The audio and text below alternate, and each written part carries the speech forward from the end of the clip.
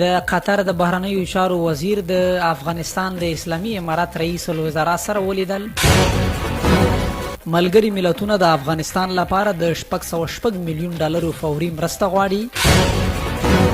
بلخ کې 2 تنه انسان تښتونکي وژل شوي.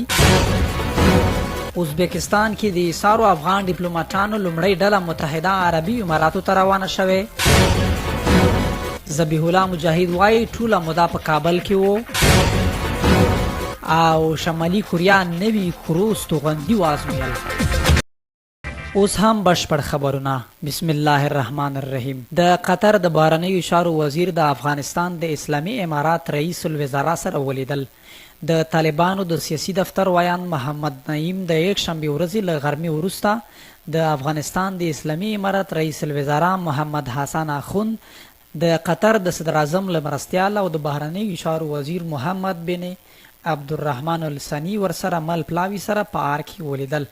محمد نعیم پر خپل ټویټر پاڼه لیکلي په دې کتنه کې دواړو لوریو پر دوه اړخیزو اړیکو، بشري مرستو، د افغانستان د راتلونکي اقتصادي پرمختګ او له اسلامي امارات سره د نړیوالو پر تعامل خبرې وکړې.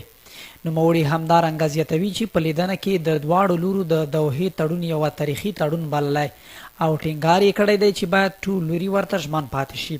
په ورته مهال د قطر د بهرنیو چارو وزیر کابل ته د خپل سفر پر مهال له پخواني ولسمشر حامد کرزي او عبدالله سره هم لیدلي دي.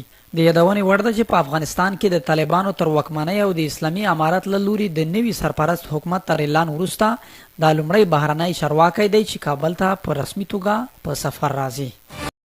افغانستان کې د طالبانو له واکمنۍ وروسته د پاکستان دولتي هوایي چلند PIA لومړنۍ ملکي مسافر لیږدونکې الوتکه کابل ته ورسېده.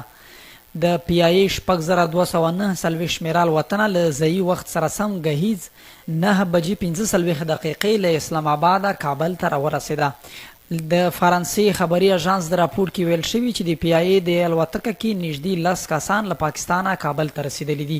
په دې الوتنه کې یو شمېر بهرني خبریالان کابل ته تللي او د نړیوال بانک ځینې مسؤلین او نړیوال خبریالان بیرته اسلام آباد ته ستنه شوي دي. د پاکستان دولتي هوایي چلند ادارې اجرایوي مشر مارشال ارشد مالک وایي په افغانستان کې د طالبانو له واکمنۍ وروسته دا لومړنۍ عامه نړیواله الوتنه ده چې کابل ته کیږي.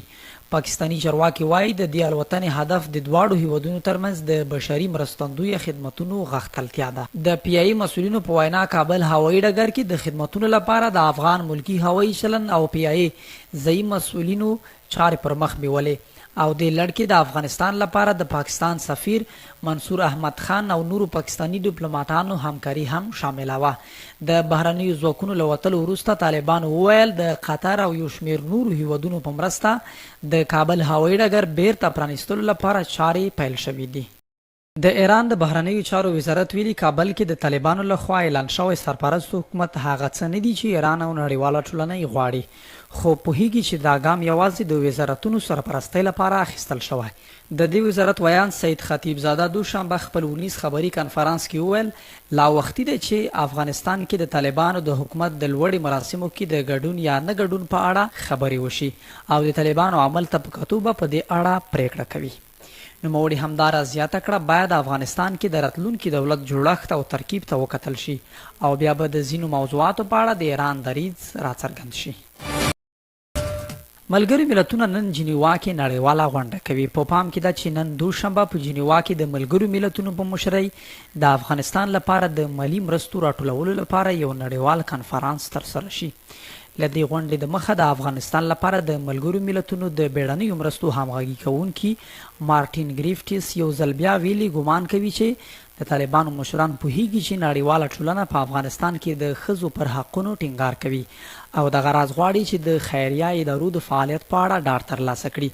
نننۍ غونډه داسې مهال جوړیږي چې ملګري ملتونه وایي د افغانستان د نفوس نیمایي وګړي مرستو ته اړتیا لري او وچکالۍ له امله اوس مهال تر 15 کلونو د کم عمره ماشومانو نیمایي د اړین خوراک له کمۍ سره مخ دي. بلخ کې 2 تنه انسان تښتونکي وژل شوي. د بلخ چرواکي په دې ولایت کې د 2 انسان تښتونکو د وژل کېدو خبر ورکوي. د طالبانو ویان ذبیح الله مجاهد رسنیو ته ویلي چې تیره شپه ناوخته په بلخ ولایت کې د طالبانو او انسان تښتونکو ترمنځ نښته شوې چې په پایله کې 2 تنه انسان تښتونکي وژل شوي او 15 تنه نور ټاپیان شوي دي.